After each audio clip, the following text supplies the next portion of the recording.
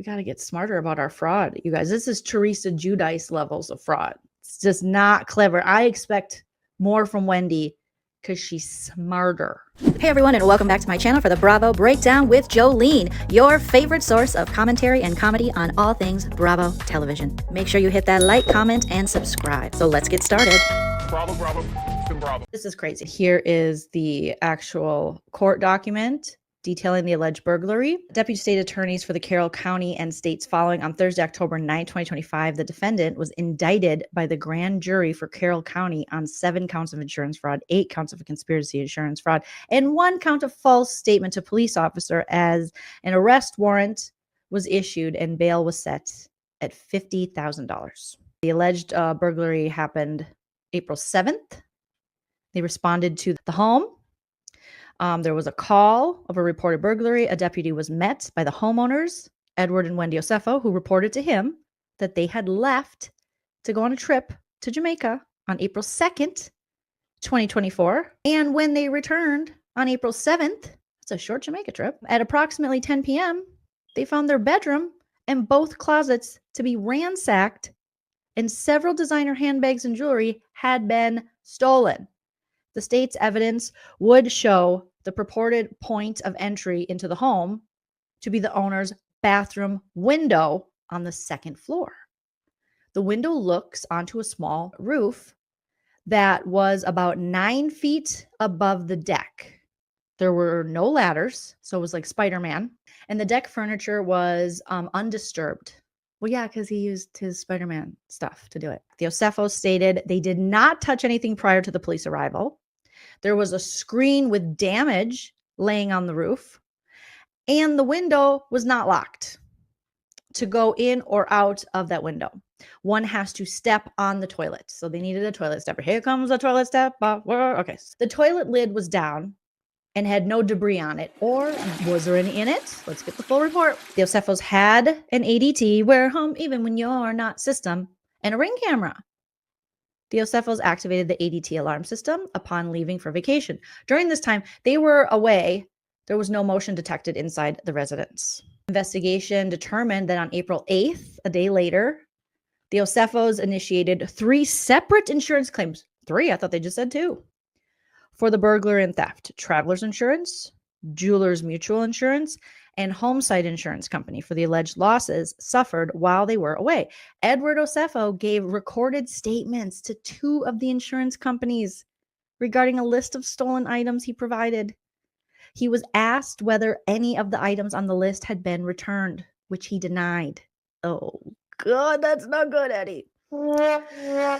He was asked if he had other insurance, but failed to disclose to homesite, like we said, in jewelers, that he was also making a claim with traveler's insurance. For homesite, both Edward and Wendy Osefo signed a sworn statement of loss, which was notarized. Oh, not the notary, too.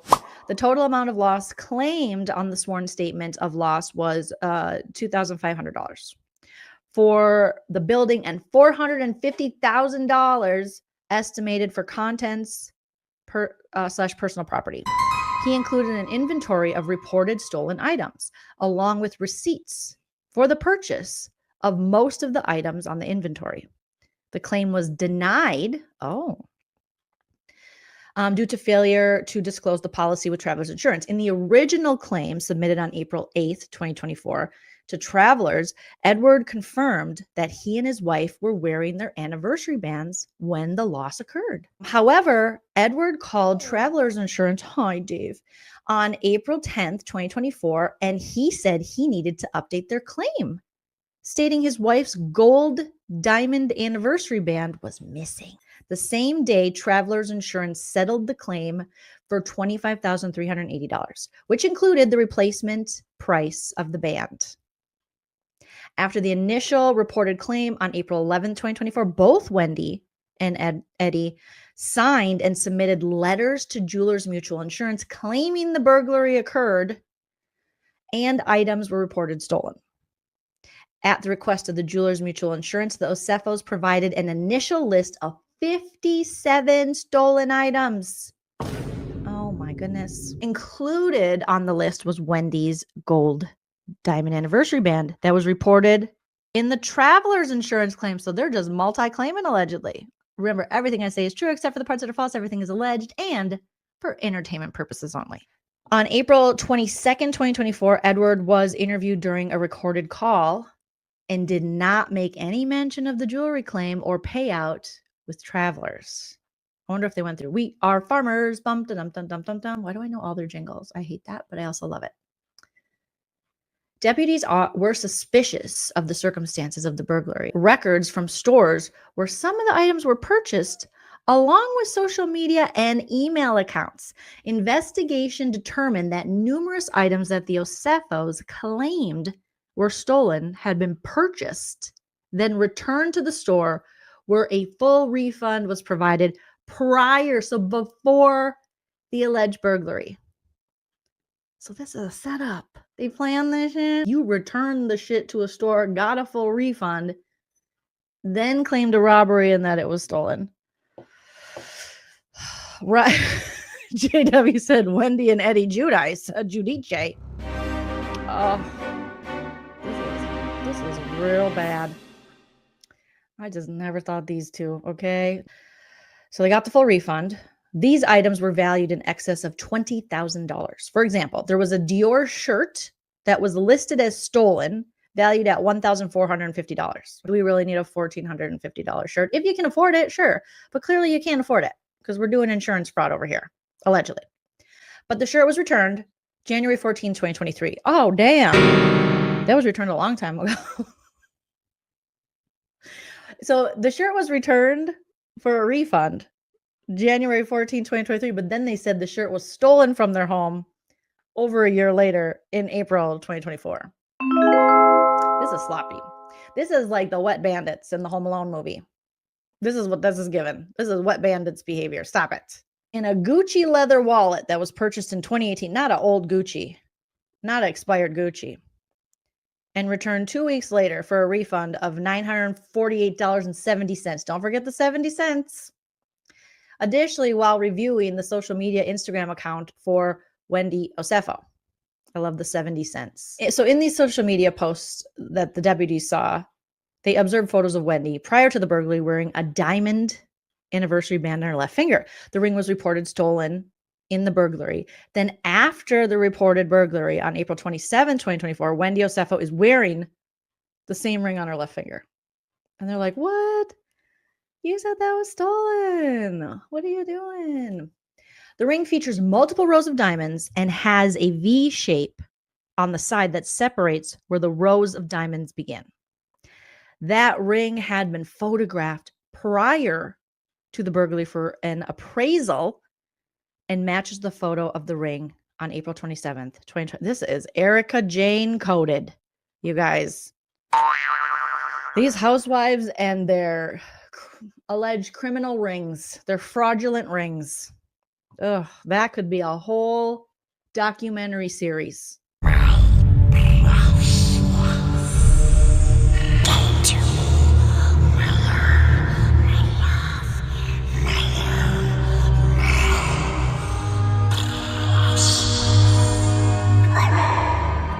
Deputies obtained an email record. So then they were like, okay, we found the social media. So then the police went and they found email records for the Osefos. They're like, let's look at your correspondence, Wendy and Eddie, or Effie. You might want to change your name. I don't know.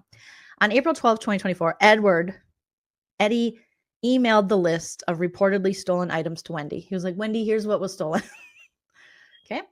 The email asked if there were additional high value items we can add to this inventory listing. And then he listed examples.